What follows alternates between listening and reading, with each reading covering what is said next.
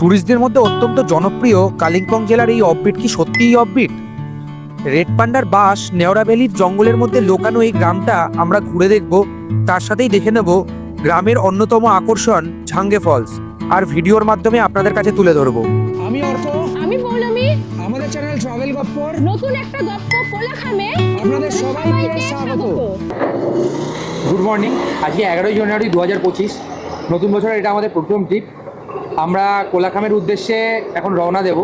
এখন বাজে সকাল 11টা, আর গুগল ম্যাপে শো করছে 113 কিলোমিটার, প্রায় 3.5 ঘন্টা মতো সময় লাগবে। চলুন বাকি গল্প আমরা আবার যেতে যেতে করব। আমরা শিলিগুড়ির ফুলবাড়ি থেকে বাঁদিকের রাস্তা নিলাম। এই রাস্তায় আমি প্রথমবার এলাম। আমার কোনো আইডিয়াই ছিল না যে সামনে রাস্তা এত সুন্দর হতে চলেছে।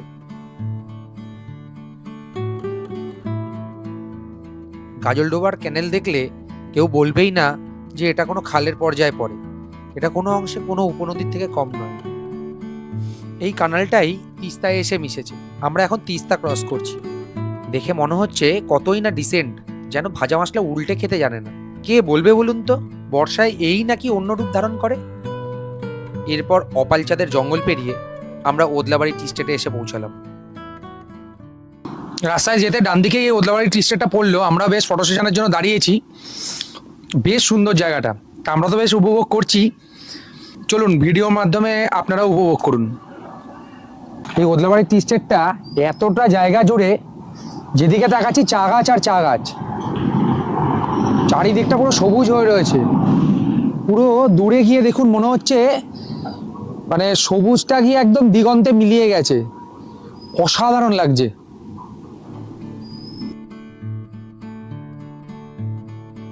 আমি এখন দাঁড়িয়ে আছি ডামডিম মোড়ে। আমি এখান থেকে বাদিকের রাস্তা নেব, আর সোজা রাস্তাটা চলে যাচ্ছে নিউ মাইল জংশনের দিকে।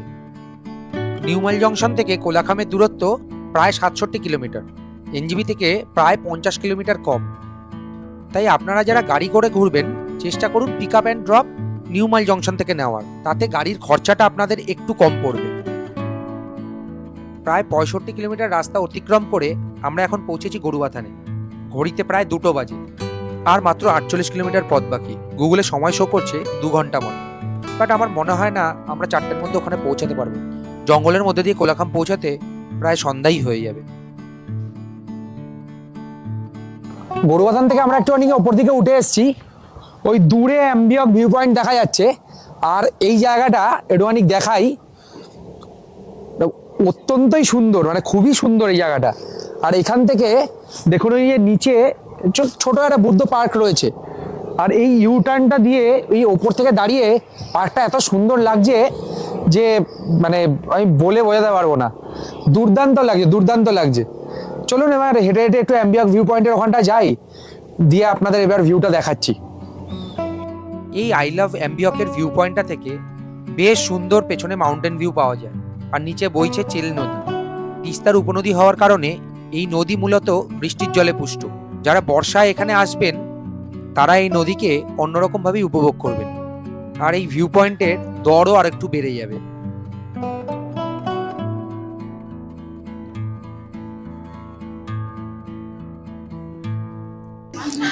অ্যাম্বিয়ক ভিউ পয়েন্ট থেকে কোলাখাম যাওয়ার রাস্তায় কিছুটা উঠে এলেই পড়বে হচ্ছে চেল ব্রিজ। জায়গাটা প্রচণ্ড সুন্দর, তাই আমরা একটুখানি দাঁড়িয়েছি। আর এখানে অনেকগুলো খাবারের দোকানও রয়েছে, তো সেই জন্য আমরা একটু এখান থেকে মোমো খাবো। লাঞ্চ আমরা হোমস্টেতে গিয়েই করব, কিন্তু এখন খিদেটাও পেয়ে গেছে, আর লোকেশনটাও এতটা সুন্দর, তাই জন্য ভাবলাম এখানে দাঁড়িয়ে একটুখানি মোমো খেয়ে তারপর আবার আমরা আমাদের জার্নিটা স্টার্ট করব। অর্ক অলরেডি বসে গেছে, অ্যান্ড জাস্ট সিটিং এরিয়াটা সবাই দেখুন।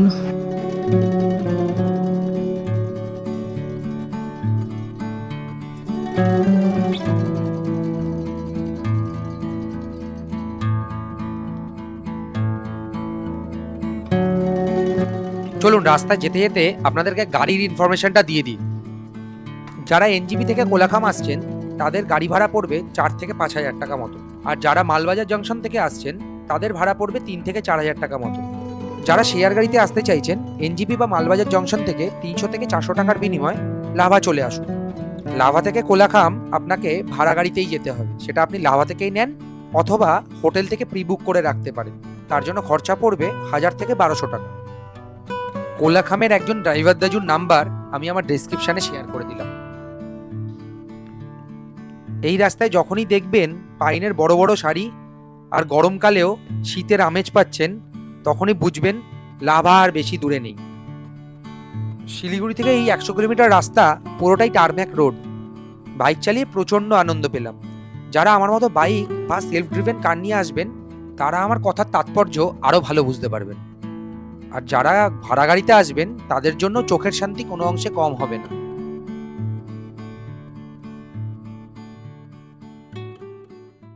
এখন বাজে বিকেল 4টে। আমরা এই পাশ থেকে এলাম, আর আমরা এখন দাঁড়িয়ে আছি হচ্ছে নেওড়া ভ্যালি ন্যাশনাল পার্কের এন্ট্রি গেটের সামনে। আমি ওপাশে গেটটা দেখাতে পাচ্ছি না, ওখানে একটা চেকপোস্ট আছে, সেটার ভিডিও নেওয়া বারণ। আর এই পাশটা চলে যাচ্ছে হচ্ছে লাভা শহর। কালকে আমরা এই দিকটা যাবো। তো এখান থেকে কোলাখাম আর 10 কিলোমিটার, সময় লাগবে আধা ঘন্টা 40 মিনিট মতো।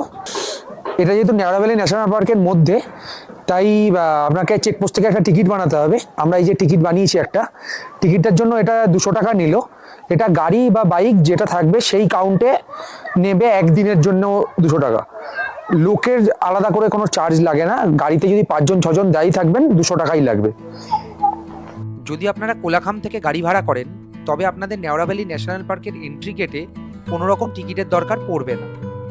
আমি আগেই আপনাদের বলে রাখি, লাভা চেকপোস্ট থেকে জঙ্গলের ভেতর দিয়ে কোলাখাম পর্যন্ত এই 8 কিলোমিটার রাস্তা বেশ খারাপ।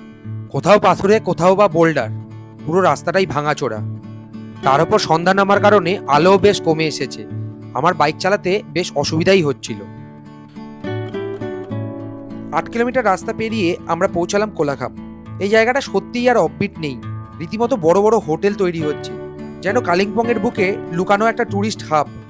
আপনারা যারা এরকম জমজমাট জায়গা পছন্দ করেন তাদের জন্য এখানকার দুটো হোমস্টের নাম্বার আমি আমার ডেসক্রিপশানে দিয়ে দিলাম। আর যারা একটু নিরিবিলি অফবিটের টেস্ট পেতে চাইছেন তারা আমার সাথে আরও 2 কিলোমিটার এগিয়ে চলুন। কোলাখাম থেকে 2 কিলোমিটার রাস্তা এসে হোমস্টের জন্য ডান দিকে ওপরে একটা সরু লেন নিলাম। আর অন্ধকারের মধ্যে দিয়ে 200-300 মিটার অফরোড করতেই আমরা পৌঁছে গেলাম আমাদের হিলক্রেস্ট হোমস্টে। ये ऊपर का रास्ता अलग ही एक्सपीरियंस था, ये छोटा वाला। ऊपर का फॉरेस्ट का फॉरेस्ट का भी अच्छा लगा मेरे को। बाबा, आप लोग को तो आदत नहीं है इधर में नहीं है, पर मेरे को अच्छा लगता है ऑफ रोडिंग। Off roading. नया कौन सा है आप बोल रहा था? ये वाला नया वाला।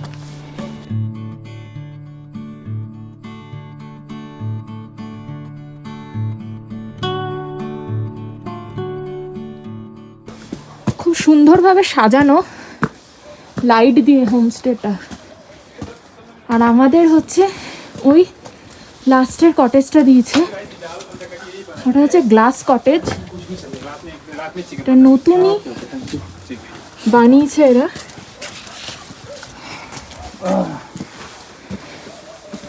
এরকম ভাবে এদিকে হেভি সুন্দর ঘরটা রে, বাইরে দিয়ে দেখা যায়।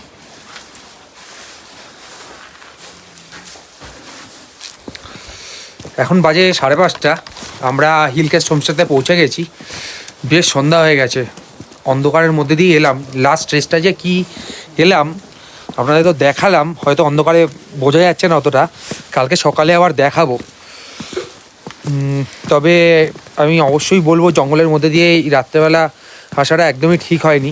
অ্যাকচুয়ালি রাস্তায় ভিডিও নিতে নিতে ওখানেও একটা দেরি হয়েছে, আর আমাদের বাসও সকালবেলা অনেকটা দেরিতে নামিয়েছে, যার জন্য আমাদের অনেকটা লেট হয়ে গেল। যাই হোক, বেশ খিদেও পেয়েছে, একটু খেয়ে নিই, তারপরে আবার বাকি কথা বলবো।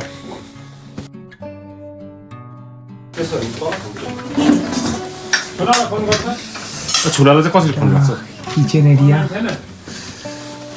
अनलाइन छैन अनलाइन हेर त এইটা হচ্ছে ডাইনিং এরিয়া। ওই এই যে অলরেডি খেতে বসে গেছে।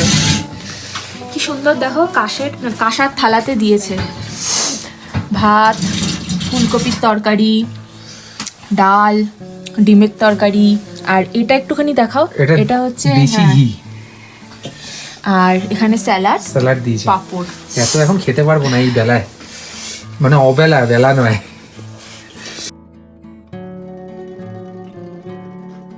এটা হচ্ছে হিলক্রেস্ট হোমস্টের কিচেন এরিয়া, ভাই বোনরা কাজ করছে। আর এখানে বেস্ট পার্ট হচ্ছে এই উনুনটা, এটা কিন্তু ন্যাচারাল হিটার। আমরাও এবার বসে এখানে হাত সেকবো। बॉनफायर होता है क्या? हाँ bonfire होता है होता है एक्चुअली हम लोग चौटकपुर गए थे। जी चौटकपुर में बॉनफायर करना अलाउड नहीं है जी। क्योंकि वो सेंट्रल वाइल्ड लाइफ सेंचुरी के अच्छा अंदर अच्छा है। अच्छा अच्छा, तो मैंने सोचा ये नेवरा वैली के अंदर है तो ये पर यहाँ पे देते हैं। यहाँ पर देता है, अलाउ करता है।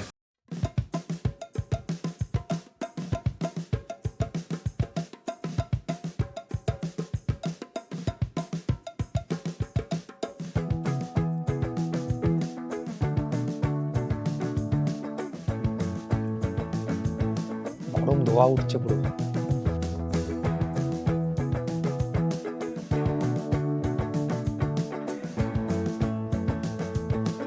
এটা খেয়ে সেই ন্যাড়া পোড়ায় যখন আমরা আলু পোড়াতাম সেটার কথা মনে পড়ে গেল, সেম ওরকমই খেতে। হিলক্রেস্টে ওইটা হচ্ছে আমাদের রুম, আর এই সামনেটা পুরোটা ওপেন। আর ওই যে ওই পাশটা হচ্ছে, ওই পাহাড়টা হচ্ছে সিকিমের পাহাড়। আর ওই পাশ থেকে এসে এখানে আরো ছোট ছোট গাঁও রয়েছে, দাঁড়া গাঁও রয়েছে, গুরুং গাঁও রয়েছে। ওই পাশটা হচ্ছে কালকে আমরা যেখানে থাকবো ওটা হচ্ছে ঋষভ। আর ওই পাশটা, ওই দিকটা হচ্ছে ওই টপে যে আলোগুলো দেখা যাচ্ছে ওটা হচ্ছে লাভার আলো। কালকে সকালে যখন দেখাবো তখন আরো ভালো করে দেখতে পারবেন। প্রচন্ড ঠান্ডা, টেম্পারেচার এখন শো করছে 4 ডিগ্রি। আর ডাইনিংয়ে যাওয়ার আর ইচ্ছা করলো না, রুমেই তাই জন্য খাবারটা জানিয়ে নিয়েছি। লেপের তলায় বসে ডিনার করছি। দেখে তো দুর্দান্ত লাগছে। তুই একটু দেখিয়ে দাও। রুটি দিয়েছে, চিকেন কষা দিয়েছে আর পেঁয়াজ দিয়েছে। দেখে তো মনে হচ্ছে দারুণ হয়েছে খাবারটা। খাই, খেয়ে বলছি কেমন।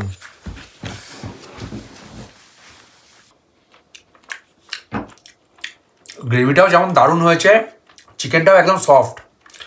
ভালো করেছে রান্নাটা, মজা পেলাম রাত্রেবেলাটা খাবারটা খেয়ে। আজকের মতো গুড নাইট। কালকে সকালবেলা অনেক অ্যাডভেঞ্চার ওয়েট করছে। সকালে আপনাদের সাথে দেখা হচ্ছে।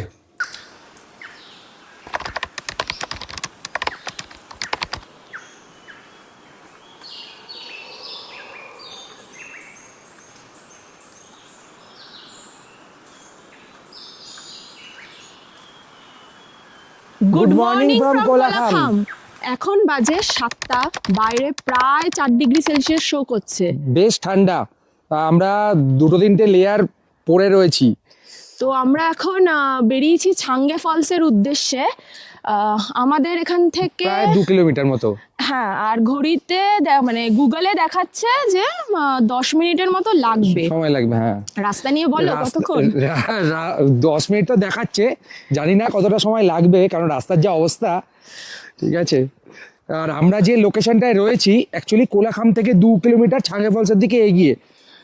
মানে আমার সবসময়ের জন্যই একটু মানে লেস ক্রাউডেড প্লেসে, একটু আইসোলেটেড প্লেসে থাকতে বেশি ভালো লাগে বলে আমরা এই লোকেশনটা চুজ করেছি। তো দেখাবো, ভিডিওতে দেখাবো আমি যে লোকেশনটা কেমন।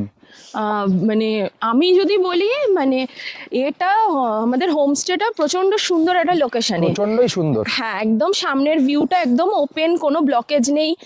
আর বাইরের ওয়েদার এখন কোনো রোদ এখনো অবধি ওঠেনি সেইভাবে। মেঘলা। হ্যাঁ, হালকা হালকা কাঞ্চনজঙ্ঘা দেখা যাচ্ছে, সেরকম ক্লিয়ার না। তো আগে যাই ছাঙ্গে ফলসটা আগে একটু এক্সপ্লোর করে নিই, তারপর যদি সুন্দর রোদ ওঠে তাহলে কাঞ্চনজঙ্ঘাটা আরো ক্লিয়ার দেখা যাবে। কোলাখাম থেকে আমরা চলে এসেছি, মাত্র 10 মিনিটই সময় লাগলো। রাস্তা মোটামুটি এই পাশের রাস্তাটা দিয়ে আমরা এলাম। সব থেকে ভালো লোকেট আপনারা এটা করতে পারবেন এই জায়গাটা, সেটা হচ্ছে এই জায়গাটায় একটা রেস্টুরেন্ট রয়েছে যেটা এখন বন্ধ, বলছে 7:30 থেকে 8টার দিকে খোলে। এই পর্যন্তই মোটরেবল রোড। তো এই আমরা এখানে বাইক পার্ক করেছি, আর এই রেস্টুরেন্টের পাশ দিয়েই এই নিচটা দিয়ে আমরা চলে যাব হচ্ছে ছাঙ্গের জন্য। এখান থেকে বাকি রাস্তাটা আপনাকে হাইক করে নামতে হবে। আর একটা ভালো জিনিস দেখাই, সেটা হচ্ছে এখানে একটা পেয়ার ইউজ টয়লেটও রয়েছে।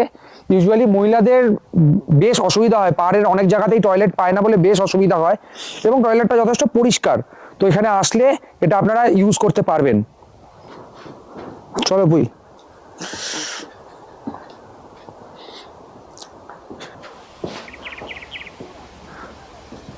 এখান থেকে আওয়াজ শোনা যাচ্ছে ছাঙ্গের।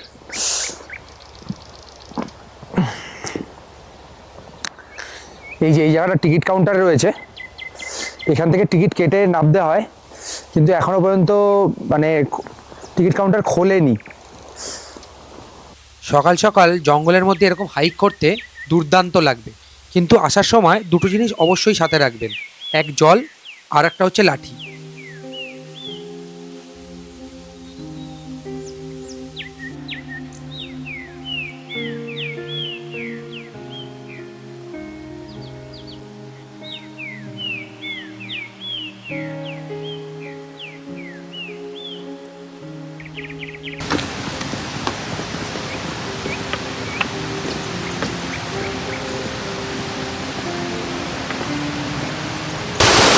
Welcome to Changey false.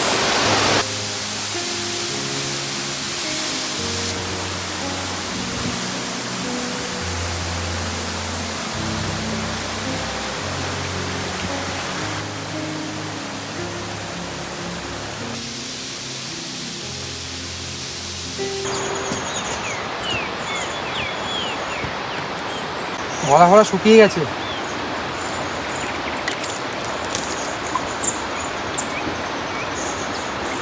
প্রচন্ড ঠান্ডা জল। একটুখানি উঠতে না উঠতেই প্রথম হল্ট। 2 মিনিট হয়নি আমরা উঠতে শুরু করেছি। তুই খাবি? খা খা।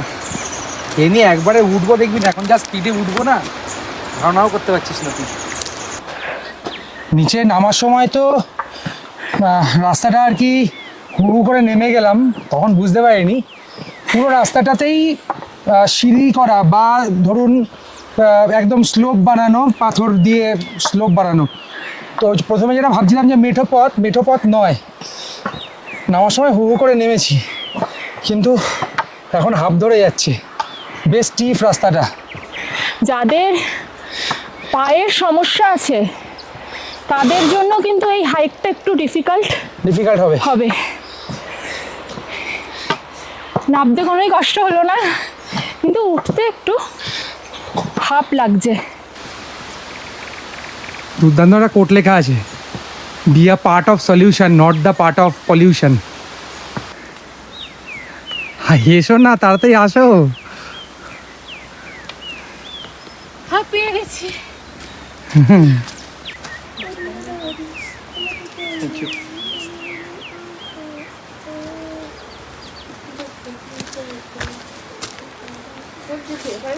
এখন তো চলে এলাম, এখন আমরা টিকিটটা নিলাম। টিকিটের জন্য ছাঙ্গে ঘোরার জন্য 20 টাকা করে নিল, আর স্টিকের জন্য 10 টাকা করে নিল। এই শীতকালের মধ্যেও আমরা দুজনে পুরো মানে একদম ঘেমে গেছি, ঠিক আছে, গরমে এইটুখানি হাইক করতে। আর বেশ ভালো জল পেয়েছি আমরা ছাঙ্গে ফলসে। হ্যাঁ, শীত হিসাবে যথেষ্ট জল আছে। আর বর্ষাকালে তো মানে প্রচণ্ডই ভালো জল হয়ে যাবে, যারা আসবে বর্ষাকালে খুব ভালো ভিউ পাবে ছাঙ্গের, শীতকালেই বেশ ভালো ভিউ। ছাঙ্গে থেকে ফেরার সময় নতুন সমস্যার একটা উদয় হলো। আমাদের বাইকের ক্লাচটাও কেটে গেছে, আর টায়ারটাও, পিছনের টায়ারটাও লিক হয়ে গেছে। তো সামনে যে বাইকটা যাচ্ছে উনি বললেন এখানে সামনে একটা মেকানিক আছে, তো সেখানেই আমরা এখন হাঁটিয়ে হাঁটিয়ে নিয়ে যাচ্ছি। দেখা যাক, যদি ঠিক করে দিতে পারে তো ভালো, নইলে জানি না কি করব। গ্রামের এদিক ওদিক খুঁজেও রৌলাখামে কোনোই মেকানিক পেলাম না। তো গ্রামের দাদারা অনেক চেষ্টা করছিলেন লাভা থেকে যদি মেকানিক আনিয়ে গাড়িটাকে ঠিক করা যায়, কিন্তু লাভাতেও সেদিন কোনো মেকানিক অ্যাভেলেবেল ছিল না। শেষ চেষ্টায় গুনার তার দিয়ে ক্লাচের তার তৈরি করার চেষ্টা করলাম, সে চেষ্টাও বিফলে গেল। আমরা বুঝতে পারলাম বাইকটা আজকে গ্রামেই ছেড়ে রেখে যেতে হবে। যিনি বাইকটা ঠিক করছিলেন, চেষ্টা করছিল, তার এখানেই আমরা গাড়িটা রেখে যাচ্ছি।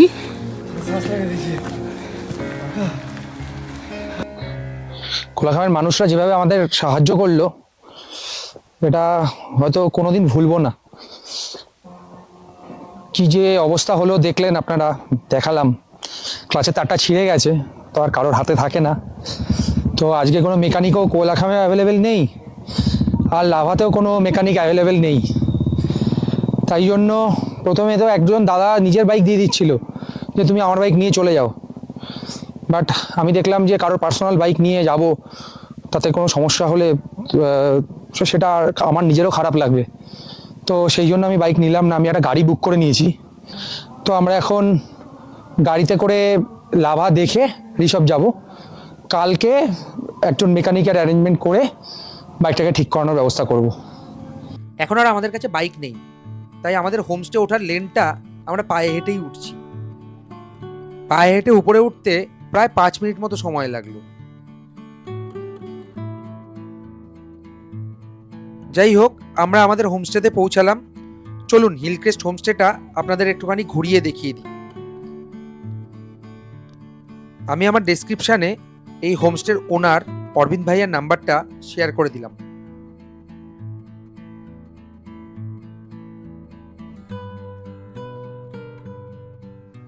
হিলক্রেস্ট হোমস্টের আমরা যে রুমটাতে আছি সেটার একটা রুম ট্যুর দিয়ে দিই।